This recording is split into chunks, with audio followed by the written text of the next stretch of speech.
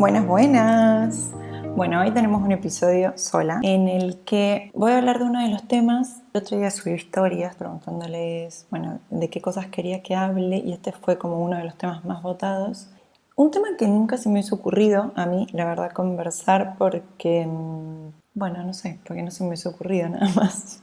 La verdad, siempre una tiene como un mapeo dentro de la cabeza de los temas que suelen aparecer o que son relevantes en terapia o que, qué sé yo, que son relevantes con la psicología. Y bueno, y esto nunca se me hubiese ocurrido, pero bueno, algunas de ustedes me han escrito pidiendo como más información o queriendo saber más, como queriendo como curiosear con eso. Y entonces se me ocurrió que que iba a hacer un episodio de esto, di para votación en las historias y salió como uno de los más votados, así que acá estoy.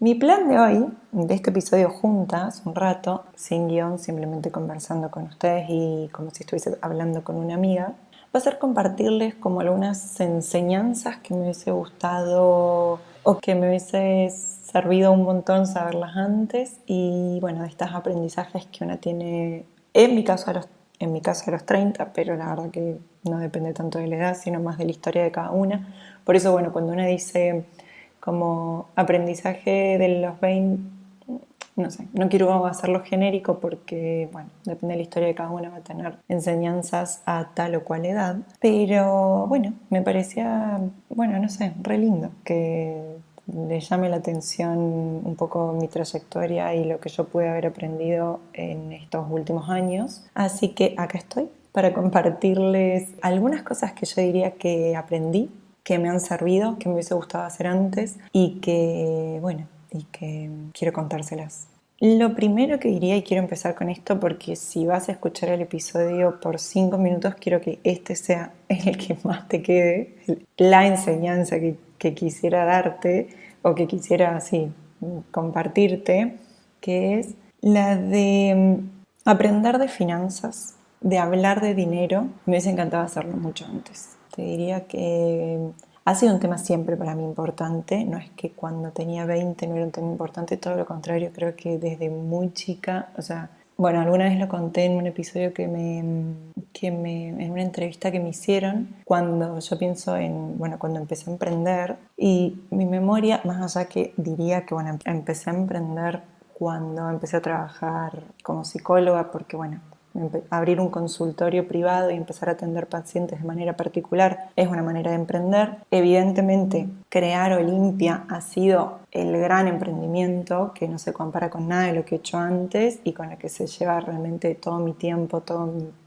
afecto, toda mi energía mental en eso. Ese es mi gran emprendimiento. Pero bueno, he emprendido antes. He emprendido cuando empecé a trabajar como psicóloga en un consultorio y también simultáneamente trabajaba en relación de dependencia para otras organizaciones. Pero yo emprendí mucho antes porque siempre he sido muy inquieta, pero sobre todo no es que he sido solo por inquieta, sino porque quería tener más dinero y evidentemente en mi familia a mí me daban cierta cantidad de dinero y para mí eso no era suficiente para hacer todo lo que yo quería hacer, entonces me inventaba cosas o vendía cosas, y esto me acuerdo desde chiquita de hacer esto, con mis hermanos o con primos, tengo una familia muy grande, entonces reunirme o juntarme con mis primos en verano era hacer cositas, y hacer cositas podían ser manualidades o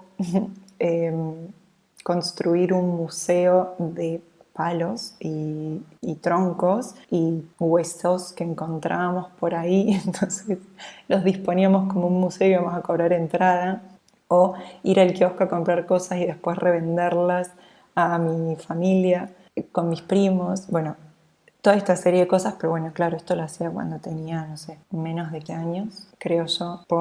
Soy muy mala con la memoria, pero se me ocurre que puede ser parecida. Pero uno de los emprendimientos que yo tuve y que también realmente fue porque me interesaba tener dinero, por eso digo que no es un tema que se me viene ahora en los últimos años, sino que siempre ha estado presente en mi vida, siempre he sido como ambiciosa económicamente, armé otro emprendimiento, nada que ver de psicología, y en realidad era pues yo quería tener plata para poder viajar más de lo que podía con la plata que me daba mi familia. Y entonces desde ahí ha sido como un impulsor que yo he tenido. Pero es cierto que ha sido algo muy íntimo, que no ha sido algo de lo que yo hablaba mucho, y mucho menos algo de lo que aprendía, algo de lo que estudiaba o algo de lo que me preocupaba de una manera mucho más formal, ¿no? De acercarme a un conocimiento quizás a través de cursos, a través de artículos, a través de pegarme o aprender de personas que están 10 pasos más adelante que yo.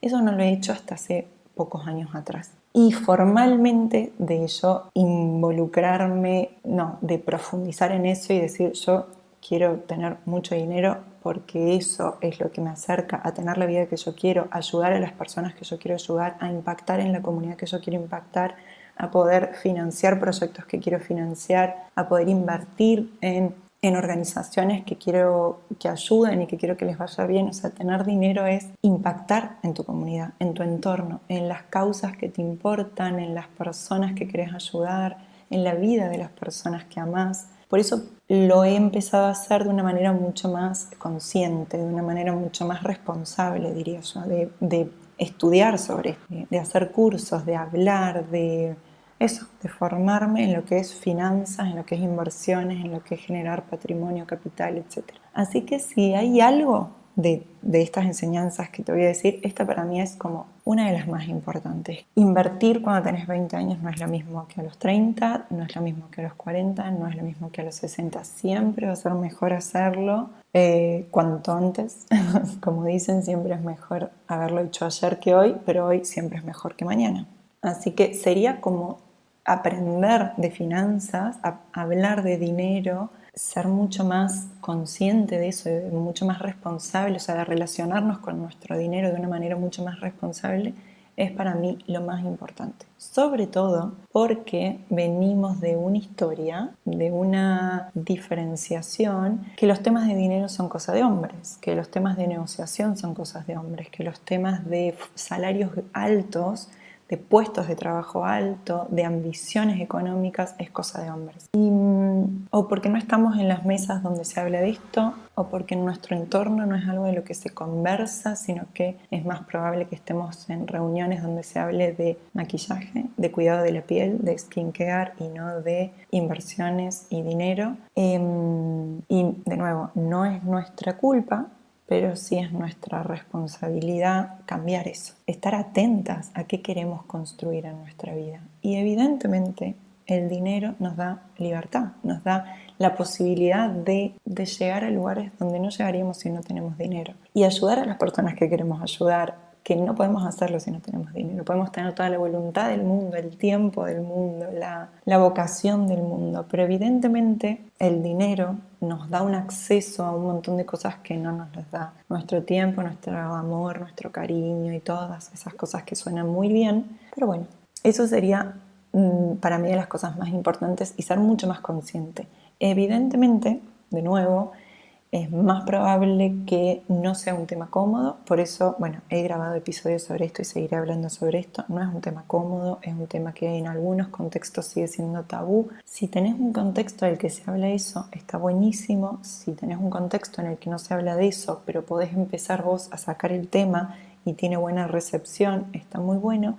Pero si tenés un contexto en el que no se habla de eso, hay un montón de cosas para hacer. Hay un montón de podcasts como aprender, de documentales, de videos de YouTube, de cursos que podés hacer y que lo podés hacer en la intimidad de tu vida, en la intimidad de tu casa o con una persona en tu vida, con dos, y después empezar a crear una red mucho más amplia en la que puedas hablar de finanzas, de dinero, de inversiones. Que no sea un tema que, al que no le des atención porque genere incomodidad, porque realmente es mucho más incómodo no tenerlo que tenerlo. Así que eso sería mi primera. O sea, me hubiese encantado empezar a formarme en este tema y empezar a relacionarme con el dinero de una manera mucho más responsable mucho tiempo antes. Eso sería el primero.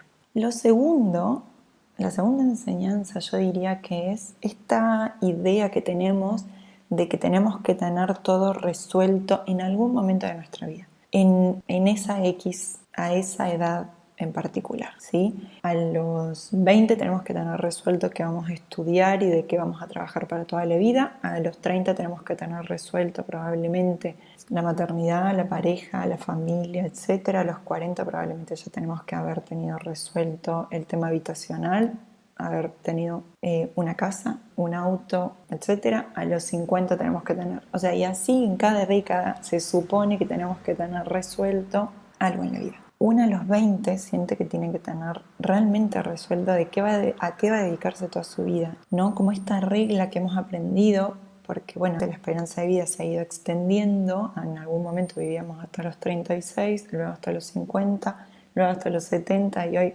no es tan raro pensar que vamos a vivir hasta los 90. Evidentemente, obvio que de las circunstancias de tu vida, dónde naciste y mucho más, pero bueno, pienso que quienes me estén escuchando no están tan lejos de las circunstancias de pensar que uno puede llegar a vivir hasta los 80, 90 años. Entonces, pensar que a los 20 vas a tomar las decisiones que te van a acompañar durante toda tu vida es extrañísimo. O sea, es realmente, a los 20 vas a tener un montón de maneras de pensar y un montón de curiosidades y de intereses que pueden cambiar. Evidentemente van a cambiar. Puedes cambiar de carrera más de una vez en la vida, puedes cambiar de trabajo más de una vez en la vida, puedes cambiar de pareja, de país, de lugar donde vivís, de hobbies, de actividad física, de un montón de cosas, muchas más que una sola vez en la vida. Por eso, la idea de pensar que a los 20 teníamos que tener bastante resuelto a qué nos íbamos a dedicar, creo que es una de las reglas que genera más dolor, sobre todo si sentís que no te está pasando,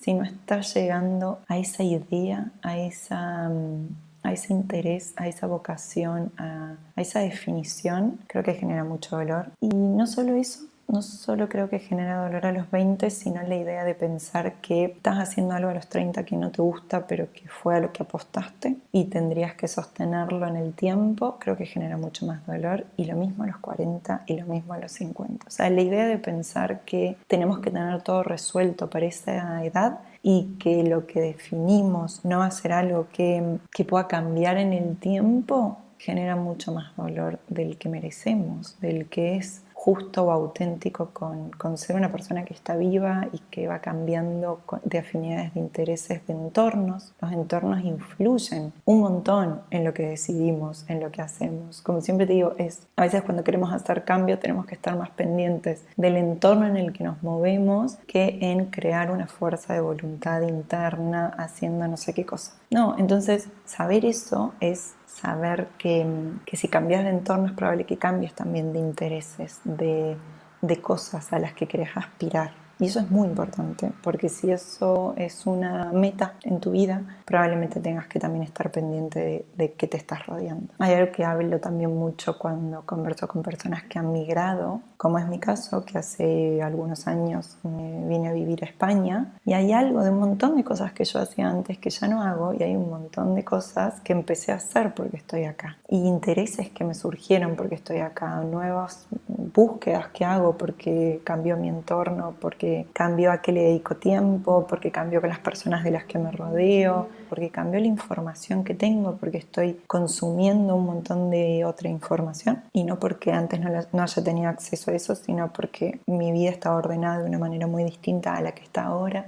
Entonces, ser consciente de eso y permitirnos cambiar y permitirnos tomar decisiones que pueden ser virajes muy amplios, o esto cambiar en 180 grados, permitirnos hacerlo a nosotras y permitir que a nuestro alrededor la gente pueda tomar esa decisión, me parece algo muy sabio, de un sufrimiento mucho más ligero que el de, a su vez, sumarle. Si yo estoy sintiendo que no me siento a gusto con la vida que tengo, le agrego la regla de yo a esta edad debería tener todo claro, o yo a esta edad ya debería haber tomado las decisiones que voy a sostener a lo largo de mi vida, es sumar más sufrimiento a la sensación de incomodidad, incertidumbre, voluntad de querer cambiar, etc. ¿Sí? Lo otro que diría, y esto es algo que, bueno, hablo un montón y siempre aparece y todas nos vamos a sentir relacionadas con este tema, es el tema de compararse con el resto. No hay manera de dejar de hacerlo, o sea, esto tenés que saberlo.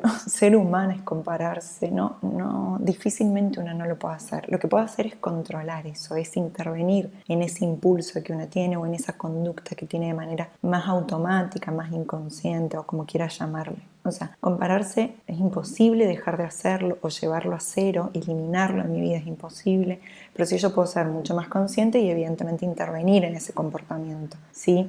Como suena muy bien siempre cuando uno escucha que la única que vale de compararse o la única comparación que importa es la que uno hace con una misma, y eso es real, pero bueno, eso después llevado a la práctica evidentemente es difícil que suceda. O sea, es humano compararse, y quiero decirlo porque si no es muy invalidante, es una sensación de sentir que todo el mundo lo logra y yo no lo logro, y yo soy la que se sigue comparando con el resto, y el resto ha llegado a un lugar en el que ya no se compara con nadie, y eso no es real. Vivir en comunidad, y tiene una función evolutiva, pero vivir en comunidad es estar comparándose con alguien. Y eso ha hecho que llegues o te acerques a un montón de cosas en tu vida y que hagas un montón de cambios por haberte comparado con alguien, por haber estado mirando qué hacía el resto, por haber estado evaluando qué hacía el resto por sobre lo que hacías vos misma. Y aún así, dicho esto, una puede intervenir, puede hacerlo de una manera mucho más consciente, puede agregar un montón de elementos a la comparación para poder hacerlo de una manera mucho más justa.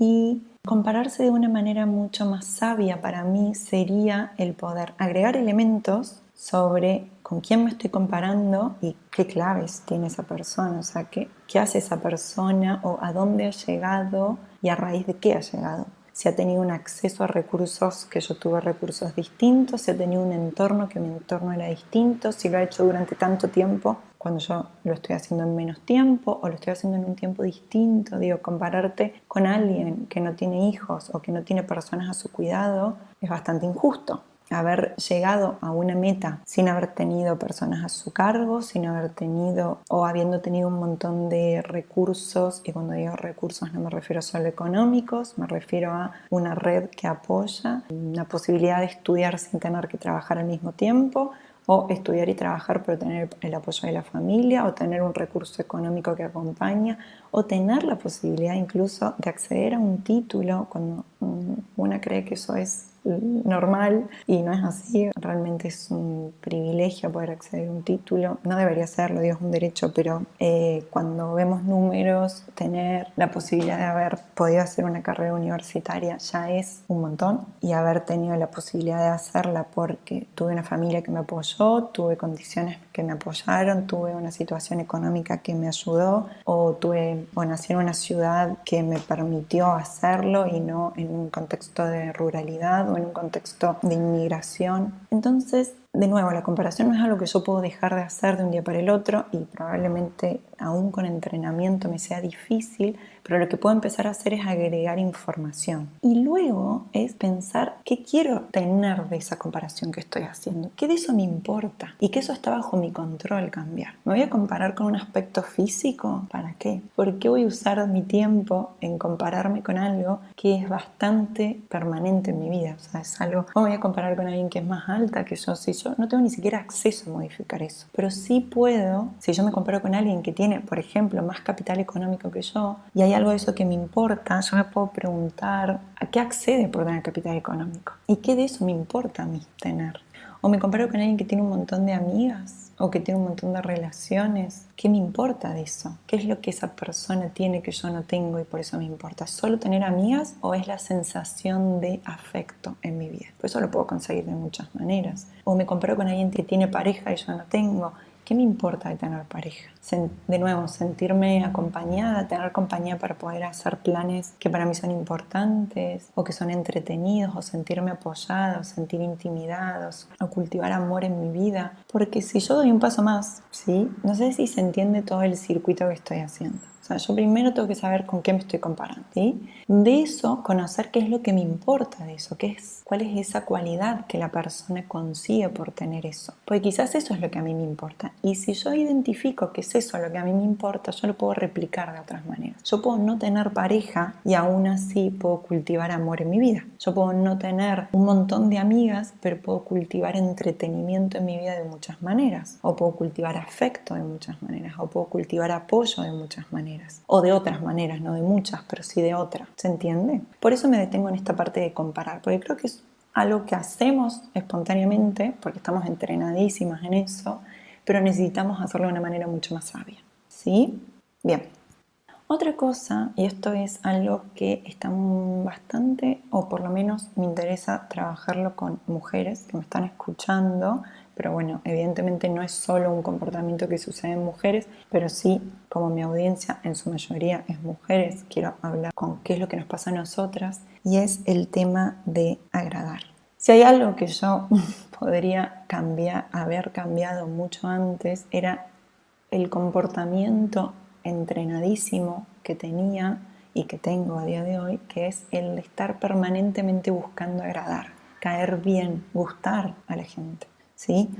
Lo van a notar y lo van a notar en mí, que no es algo que tengo resuelto, que no es algo que ya dejo de hacer, pero sí soy mucho más consciente de eso y tomo decisiones de una manera mucho más sabia, pensando sobre todo en el mediano y largo plazo que a mí me importa, ¿sí? A los 20 probablemente tenemos me atrevo a pensar que es una regla de tener que agradar, de tener que gustar, que no solo nos dedicamos a hacer un montón de cosas para llegar a eso, sino que usamos un montón de nuestro dinero y de nuestro tiempo para llegar a eso. Con el dinero que tenemos vamos a comprar cosas para gustar, vamos a comprarnos prendas para formar parte de un grupo, vamos a querer ir a asistir a lugares que también de nuevo es usando nuestro dinero para agradar, para gustar. Vamos a comprarnos maquillaje, vamos a usar y hacer cosas en nuestro cabello y con nuestra piel y operaciones y lo que sea con esta búsqueda de agradar. Vamos a perder dinero por querer agradar, vamos a perder nuestro tiempo por querer agradar, vamos a perder relaciones por haber querido agradar a otras relaciones, ¿sí? O vamos a dejar de crecer a nivel profesional o aplicar a tareas que nos pueden promocionar en nuestro trabajo por querer o por no querer desagradar. ¿Se entiende?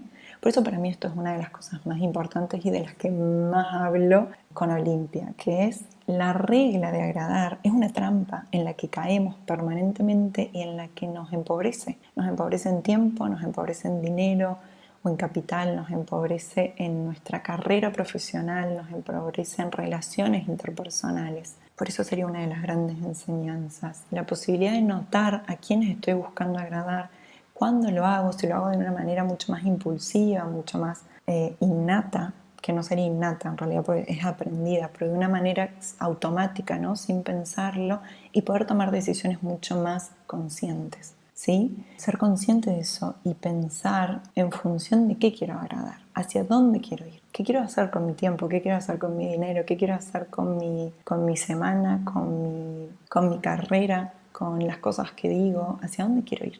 Difícilmente suceda que podamos eliminar de nuestra vida el imperativo de agradar, pero por lo menos ser consciente cuando estamos metidas en un bucle o cuando caímos en la trampa de tener que agradar porque es lo que aprendimos y estar perdiendo atención en lo que sí queremos cultivar, ¿sí? ¿Qué es nuestras metas, nuestra ambición, nuestro anhelo? ¿Qué es lo que queremos conseguir con nuestra vida? Que como siempre digo, tenemos solo una hasta lo que sabemos y necesitamos ser muy conscientes de a qué le vamos a dedicar.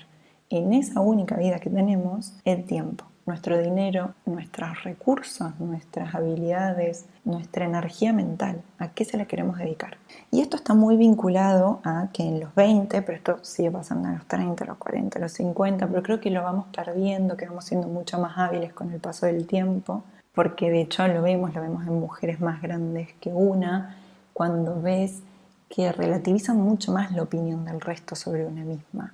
Se lo toman más a la ligera, han perdido un poco el respeto al juicio que tiene el resto sobre una misma, ¿sí? Por eso yo diría que a los 20, pero esto de nuevo va a tener que ver con la historia de cada una, en los 20 solemos estar muy pendientes de lo que el resto va a decir de nosotras. ¿Qué van a decir nuestras amigas de nosotras, nuestros familiares, nuestra pareja, la persona que nos gusta, nuestros docentes, vecinos, etcétera? Y creo que esto va cambiando con el tiempo, pero no va cambiando por el simple paso del tiempo, va cambiando porque vamos volviéndonos mucho más hábiles en notar eso y en intervenir en eso y en hacer que eso no sea lo que comande nuestra vida, ¿sí? Lo que el resto va a decir de nosotras difícilmente nos deje de importar a cero, pero sí es mucho más probable que seamos mucho más conscientes de eso y que le vayamos perdiendo un poco el respeto a eso, que ya no sea una instrucción que comanda nuestra vida, sino algo que, bueno, como una información más que tenemos, pero que podemos ir eligiendo qué impacto va a tener en lo que hacemos. ¿Qué impacto va a tener lo que mis padres querían que sea mi vida? ¿Qué impacto va a tener lo que mi familia quiere que, o las expectativas que mi familia tiene sobre mi vida? ¿Qué impacto tiene lo que mis amigas piensan o las decisiones que toman ellas y si yo elijo algo parecido o voy a tomar decisiones distintas? ¿Qué impacto va a tener la persona que me gusta en mi vida y lo que decide? ¿Sí? O sea, el estar mucho más pendiente de lo que el resto piensa de mí o en empezar a tomar un poquito de distancia, eso, meter un poco de oxígeno entre lo que el resto piensa de mí y lo que yo pienso de mí, o en lo que yo voy a decidir hacer con eso. Porque eso está muy relacionado, a su vez, a invertir tiempo, dinero y en cosas que no nos cambian sustancialmente la vida, pero que lo hacemos porque es lo que aprendimos, porque es lo que nuestro entorno hace, porque es lo que estamos acostumbradas a hacer, ¿no? El comprar cosas para agradar a determinadas personas o usar de nuestro tiempo para hacer determinadas cosas que no van a cambiar sustancialmente nuestra vida, que no van a mejorar sustancialmente nuestra vida y aún así las hacemos porque es lo que hacemos, es lo que naturalmente nos sale. Por eso digo que algo importante es estar como muy pendiente de eso y empezar a tomar decisiones mucho más conscientes. Otra cosa que diría, y que esto es algo que hago desde mis 20, desde mucho antes, pero bueno, en mis 20 de una manera mucho más formal y en mis 30 mucho más, y es, yo siempre digo que cuando conocí a alguien que admiraba, que me atrapaba, que no sé, como que me llamaba un montón la atención, que admiraba realmente, era alguien a quien yo iba a buscar pegarme a esa persona, estar cerca de esa persona.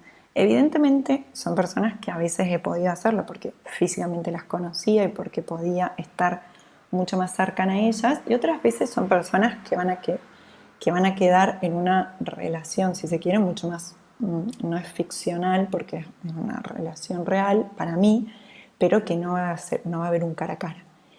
Y aún así es re importante hacerlo, o sea, el estar muy pendiente de qué personas me atrapan la atención, admiro, me llaman la atención, quiero ser como ellas, y esto a veces lo que nos lo comunica es la envidia o el interés, o digo, por eso yo siempre digo que la envidia no es una emoción mala en sí misma. Actuar la envidia puede ser algo malo, y lo digo entre comillas, y después algún día me puedo meter en eso, pero en sí la envidia nos comunica, es, wow, ¿qué tiene esta persona que a mí me dispara envidia? ¿Y qué es lo que yo quiero de la vida que esa persona tiene? A veces puede ser una persona que yo tengo acceso a estar mucho más cerca de ella y aprender de ella. O sea, tener, si se quiere, personas que nos guíen, que sean mentoras, para mí es re importante. Y pienso a mis 20 cortos, 20, sí, 20 cortos, me acuerdo de tener una gran crisis con la carrera, porque, bueno, esto creo que lo he contado antes, pero mi carrera evidentemente tenía una corriente de psicología que yo padecía, no me gustaba nada, la sufrí demasiado, y al final de mi carrera, después de haberla dejado y entrar en crisis pensando que mi crisis era con la psicología y en realidad era con el modelo de terapia que estaba presentando en mi universidad, conocí a un formador, a un docente que yo flasheé admiración total. O sea, era alguien con quien yo quería tener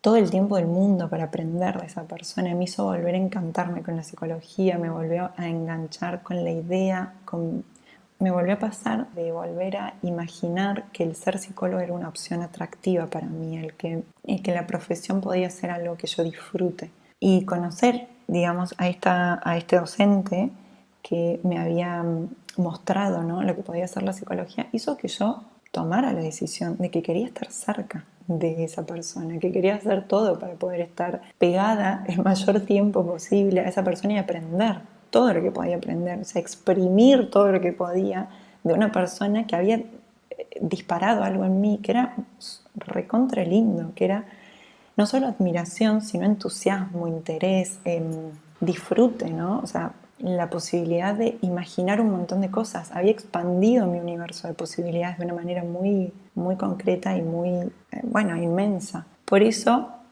le escribí, por eso me propuse, por eso me presenté a ser ayudante de cátedra en su cátedra y salí, y después cuando se abrió concurso en su cátedra para ser jefa de prácticos en la cátedra me presenté también y quedé, digamos, en el orden de méritos. Cada vez que había algo, yo estaba ahí, porque lo que yo quería era aprender todo lo que pueda. Hay algo de eso que me parece, bueno, no sé, pero que yo protejo mucho en mí. Y si no lo tengo, lo busco activamente. El interés, el entusiasmo, la alegría, porque bueno, para mí está muy relacionada con la alegría y con la ansiedad y con el malestar y con la incomodidad y con la vergüenza, digo, o sea, estar cerca de alguien que estar relacionándote todo el tiempo con la vergüenza, con la ansiedad, con el lo voy a hacer fatal, no doy para esto, me queda grande el puesto, etcétera. Pero hacerlo, o sea, creo que como mujeres estamos mucho más entrenadas, no solo en esta modestia, que ya, bueno, lo he dicho antes, ¿no? Pero como esta falsa modestia de no creérsela, de no contársela, de no decir en voz alta todos nuestros méritos y todo lo que hemos alcanzado, sino también estamos muy entrenadas en la escasez y estamos muy entrenadas en dudar crónicamente de nosotras, ¿no? O sea, y esto no pasa porque nacimos con una inseguridad, sino porque tenemos sobreinformación de cómo la sociedad responde a las mujeres seguras de ellas mismas, a las mujeres que no dudan de ellas mismas, que se plantan, que son ambiciosas, que creen en ellas, que se muestran muy sólidas, muy congruentes, muy potentes, ¿no? O sea, que no es que porque nosotras nacimos inseguras, sino porque, bueno, evidentemente tenemos un entorno que nos entrena en dudar de nosotras mismas.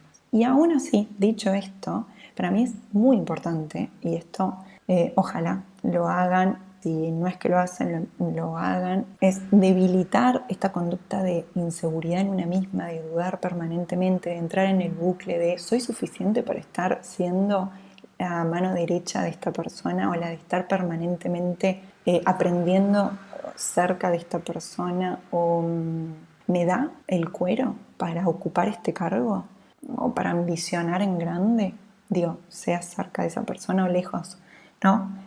Ambicionar por mi parte, o sea, y hay algo de eso que, bueno, por lo menos en mi experiencia a mí me ayuda, es ser como muy consciente qué consumo y con qué personas comparto, qué personas dejo entrar en mi vida, qué personas le dedico tiempo. Y uno de estos es que formen parte de mi vida personas que yo admiro mucho y que me abren caminos, que me abren este universo de opciones que quiero tener en mi vida. Pero para eso yo tengo que hacer cosas, porque una nace con una vida que es más o menos limitada, porque el entorno nos da lo que tiene, lo que sabe. Uno tiene que buscar activamente ampliar ese universo de posibilidades. Y para mí una muy buena manera de ampliar ese universo de posibilidades en mi vida ha sido pegarme, o sea, estar cerca de personas que me expandían, ¿no? Mi cabeza, que me expandían la posibilidad de todo lo que yo me imaginaba que podía pasar y me daban de nuevo un escenario que era mucho más grande del que yo me había imaginado, que generaban mucho interés, que me generaban entusiasmo. Evidentemente todo eso viene de nuevo con la incomodidad, con el malestar, con la duda de una misma, pero nada, ojalá se animen a hacerlo y lo hagan más y lo hagan de una manera mucho más consciente. Si tienen la posibilidad de estar cerca de personas que admiran, buenísimo, y si no, como siempre digo, hay un montón de otras maneras de hacerlo. Hay podcasts gratuitos de donde puedes aprender de grandes profesionales o personas. Hay biografías, hay documentales, hay cosas que se pueden hacer que son gratuitas, incluso que uno no tiene que pagar una mentoría de 10.000 euros para estar cerca de una persona que admira o que le va a hacer crecer su universo de posibilidades, pero sí hay muchas cosas que uno puede hacer y que lo tendríamos que hacer de una manera mucho más consciente, y no dejarlo tan librado al azar, ¿no? Como, bueno, se me pasó el día, no hice nada con eso y ya el día siguiente y no hice nada y así se me pasan los años y la vida. Por eso digo esto de ser muy consciente de a quién dejo entrar en mi vida, a quién le dedico mi tiempo, mi energía, mis recursos económicos, que también sea personas que aportan un montón, ¿no? Y una de estas sensaciones o de estos nortes es personas que ya tienen una vida que vos te encanta, que admirás o que te gusta o que querés alcanzar, ser como estar mucho más pendiente, ¿no? De qué han hecho para llegar a eso. Esto es algo que lo hice, digo, esa vez cuando les cuento, pero bueno, lo he hecho siempre. Digo, lo hacía cuando admiraba familiares en mi vida y yo me iba a poner una silla al lado de esa persona y iba a querer absorber todo lo que sabía y era muy imperativa con eso, o sea, yo comunicaba que quería aprender todo lo que pueda de vos. ¿Sí? Lo he hecho el año pasado cuando pagué una mentoría con una persona que admiraba un montón y que quería estar cerca de ella y aprender todo lo que pueda, porque había llegado a lugares en los que yo quiero llegar, ¿sí? Por eso esto sería algo que si no lo hacen, ser mucho más conscientes de hacerlo. Probablemente a los 20 lo hacíamos de una manera quizás como menos o más en la marcha y quizás una teniendo más recursos económicos o teniendo más recursos en general, el poder hacerlo de una manera mucho más formal. Y por último, porque ya me quedó muy largo este episodio, es permitirte pensar que puedes cambiar de vida cuantas veces quieras y de definiciones en tu vida cuantas veces quieras. O sea, estar viva es estar permanentemente cambiando, tener una mente que está permanentemente absorbiendo información, es tener la posibilidad de cambiar, de mutar, de crecer. Por eso hay algo que quizás, de nuevo, creo que con el tiempo esto a veces se va debilitando y me encantaría que sea al revés, y es la posibilidad de pensar que podemos cambiar de vida cuantas veces querramos. Lo podemos hacer a los 20, lo podemos hacer a los 30, a los 50, a los 80, o sea, la posibilidad de pensar que todavía nos quedan muchas vidas por delante, y no en términos de muchas vidas, muchos maestros, sino en términos de tenemos un montón de años por delante si tenemos suerte y podemos cambiar de vida cuantas veces queramos. Permitirnos eso es agregar un manto de calma, de amor, de cariño con nosotras mismas. Hasta acá, porque me queda un episodio súper largo. Lo voy a repetir porque me quedaron muchas cosas por fuera. Me quedó hablar de mi trayectoria, evidentemente, pero bueno, ya creo que van como 40 minutos, así que lo voy a dejar acá. Invitarles a sumarse a la masterclass que voy a estar dando gratuita en unos días. Eso está escrito, toda esa información está en mi Instagram o en mi newsletter, que las invito si no forman parte de mi newsletter, ojalá se animen a estar. Es gratuita, comparto todo lo que puedo de psicología por ahí, así que para sumarse a la newsletter lo van a encontrar en www.olimpia.com y si no en mi Instagram, que es olimpia.psicología. Ahí me pueden encontrar, y si quieren otros temas que toque, siempre mis mensajes directos están abiertos. Me encanta, de hecho, recibir cuando escuchan un episodio y me escriben de nuevo diciéndome: acabo de escuchar este episodio, me encantó, o quiero que hables más de esto. Bueno, a mí me sirve un montón porque la idea de crear Olimpia también es que sea un proyecto en común, que sean con recursos que a ustedes les vayan a servir. Así que, bueno, espero verlas en la masterclass, espero que se sumen a la newsletter si no están,